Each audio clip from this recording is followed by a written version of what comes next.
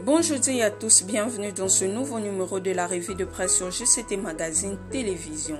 Les journaux parus ce jeudi 9 décembre à Kinshasa sont revenus sur les tête-à-tête entre le président Félix Tshisekedi avec la directrice du FMI Kristalina Georgieva et d'autres membres du gouvernement. On commence notre tour d'actualité avec Forum des As qui titre à la une « La directrice générale du FMI décerne un satisfecit à la RDC ». Le changement de narratif cher au gouvernement de Warrior qui dirige le Premier ministre Jean-Michel Samalukonde n'est pas une vue de l'esprit. Kristalina Georgieva, directrice générale du Fonds monétaire international, qui termine ce jeudi 9 décembre sa visite de 3 jours de travail dans la capitale RD congolaise, l'a dit à haute et intelligible voix. La RDC a marqué 2 points, notamment dans la mise en œuvre du nouveau programme conclu en juillet dernier avec le Fonds monétaire international.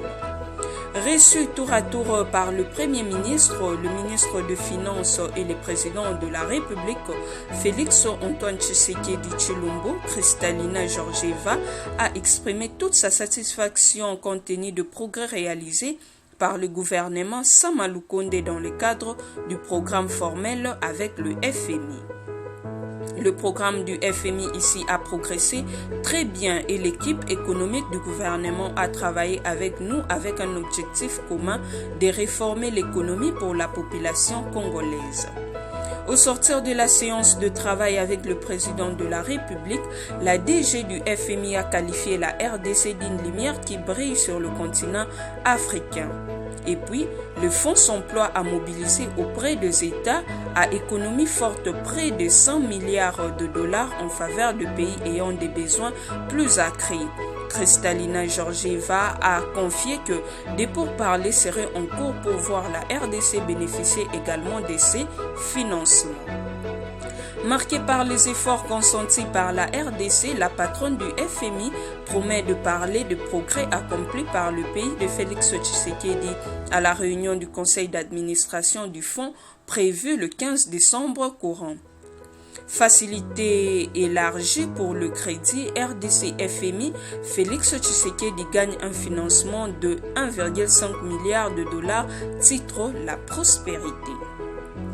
Au regard de sa détermination à œuvrer pour la mise en place de réformes dans le secteur économique du pays, le président Félix Tshisekedi aura été suffisamment encensé hier à la Cité de l'Union africaine par la directrice générale du Fonds monétaire international, Kristalina Georgieva, pour son engagement à améliorer la gouvernance dans le secteur extractif de la République démocratique du Congo. Grâce à cette vision, Félix Tshisekedi a réussi un grand coup en obtenant au profit de la RDC un financement de l'ordre de 1,5 milliard de dollars américains au titre de facilité élargie pour les crédits. Cette somme va permettre la reprise post-Covid-19, la réactivation de réserves internationales ainsi que l'accompagnement de la mise en œuvre de programmes de réforme. Devant la presse, au sortir de la rencontre avec son hôte Kristalina Georgieva, qui a situé l'économie de la RDC à une projection de croissance estimée à 4,5% en 2021 et à 6,4% l'année prochaine, a révélé que la toute première revue du programme entre la RDC et les FMI d'il y a peu a produit de bons produits. Ce qui va produire, d'après elle, un financement supplémentaire de l'ordre de 1,4 milliard de dollars aux droits des tirages spéciaux. Dans l'entretemps, elle a annoncé le décaissement prochain d'une somme à hauteur de 100 milliards de dollars américains au profit de plusieurs pays du monde dont pourrait faire partie la RDC en cas d'un aboutissement heureux des discussions qui sont en cours. La République démocratique du Congo est une lumière qui brille sur le continent africain, a-t-elle souligné avant de s'en aller. Toujours en rapport avec ces registres 7/7.cd ajoute ceci. Le ministre des Finances Nicolas Kazadi a échangé ce mercredi 8 décembre 2021 à Kinshasa avec la directrice générale du Fonds monétaire international Kristalina Georgieva.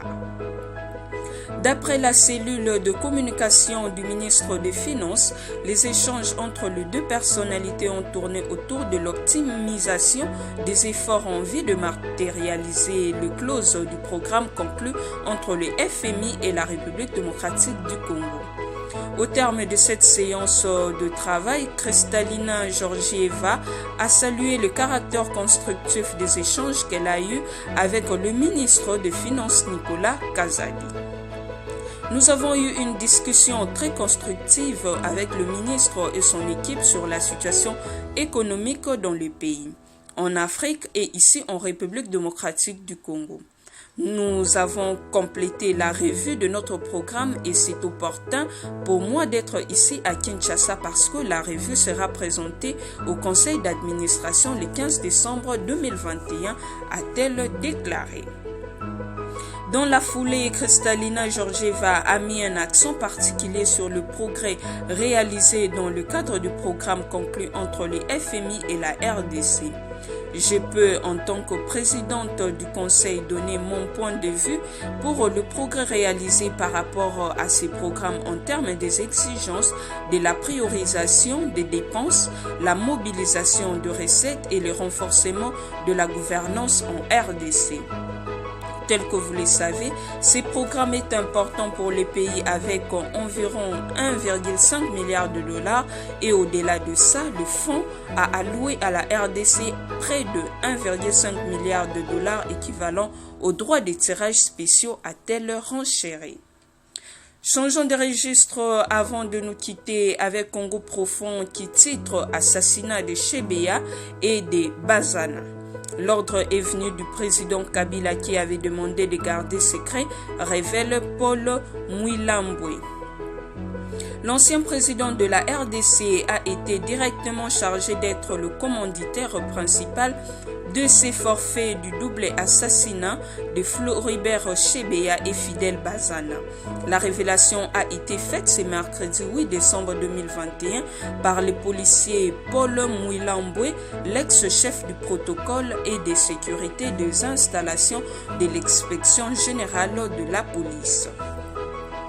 C'était lors que ce dernier était interrogé comme renseignant pendant l'audience de séjour à la haute cour militaire siégeant sur ces sujets.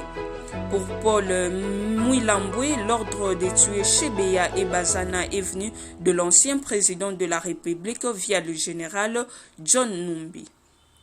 L'ordre est venu que toute personne qui accompagnerait Chebeya, même si c'était sa femme, doit subir le même sort. C'est la raison pour laquelle il m'a montré le corps sans vie de Chebeya en disant que l'ordre est venu de la hiérarchie. Je lui ai posé quelle hiérarchie. Il m'a cité le nom du général John Numbi. Je lui ai dit qu'est-ce qui prouve? Il dit le général John Numbi avait reçu l'ordre du président de la République Joseph Kabila. C'est ce que Christian Ngoyi m'avait dit, a-t-il révélé. Et d'ajouter, quand le téléphone sonne, le général Pondé décroche et c'est le général Numbi qui a appelé et il a parlé en Swahili. Est-ce que tu as déjà reçu l'appel du Raïs? Le général Pondé dit non. Le temps qu'il est en conversation avec Numbi, le président Kabila lui-même appelle et c'est en ce moment-là que le général Pondé s'est excusé auprès du général Numbi en lui disant qu'il a reçu un appel du président de la République. Le président de la République a posé la question au général Pondé en Swahili. Est-ce que Mouilambwe est là? Passe-moi Mouilambwe au téléphone. Quand il m'a passé le téléphone, le président Kabila m'a dit de ne pas dire au général Kondé tout ce que j'ai vu. Il m'a dit de rester militaire. Il m'a dit que lui et le général Numbi vont m'évacuer pour Lubumbashi. C'est en ces moments-là que j'ai compris que je dois aller à Lubumbashi. Bouclons cette revue de presse avec cette information d'Ouragan.cd qui titre CENI. Les 3 candidats des progressistes du FCC seront transmis ce vendredi chez Mbosso. Le courant progressiste du FCC annonce pour vendredi la transmission au bureau de l'Assemblée nationale de la liste de 3 candidats membres de la CENI. 3 postes sont restés vacants au sein de la Commission électorale nationale indépendante. Ces postes sont réservés à l'opposition du FCC qui malheureusement connaît des dissensions internes. Les violons ne semblent pas s'accorder autour de leur représentation au sein de la centrale électorale. Les blocs des révolutionnaires réunis au sein de la dynamique progressiste révolutionnaire DPR, un courant politique au sein du FCC qui milite pour l'organisation des élections libres, crédibles et transparentes dans les délais constitutionnels, estime que l'urgence s'impose désormais pour mettre un terme à l'impasse qui mine le processus de mise en place des animateurs de la CENI. Maître Constant Moutamba, l'un des porte-parole de ces courants politiques, a annoncé cette décision à travers un communiqué parvenu jeudi 9 décembre à Ouragan.cd. Pour la DPR, cet acte républicain de haute portée patriotique permettra d'élever définitivement l'obstacle qui corrode jusqu'ici le processus de mise en place complète de nouveaux animateurs de la CENI. Par ailleurs, la dynamique progressiste révolutionnaire du FCC dénonce les candidatures individuelles déposées discrètement, hypocritement et malicieusement par certains de leurs camarades qui instigation de leurs mentors caciques, qui ont pourtant déclaré ne pas être concernés par le nouvel appel à candidature au bureau de l'Assemblée nationale. Maître Moutamba a promis de rendre incessamment public le nom de ceux qui jouent le double jeu. Par conséquent, la DPR invite la Chambre basse du Parlement à décourager cette hypocrisie politique de très mauvais goût et à considérer uniquement la liste officielle qui lui sera transmise officiellement. Par la même occasion, elle a réaffirmé sa ferme et indéfectible loyauté au guide idéologique du Front commun pour le Congo FCC. Joseph Kabila, père de la première alternance politique en RDC. Depuis un temps, le FCC est plongé dans un bicéphalisme.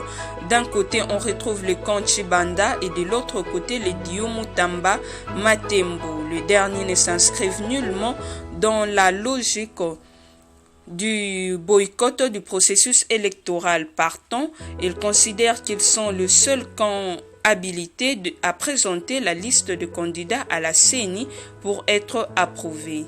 C'est avec cette information que nous mettons un terme à cette revue de presse de ce jeudi 9 décembre. Voici notre pensée du jour avant de nous quitter avec Bouddha.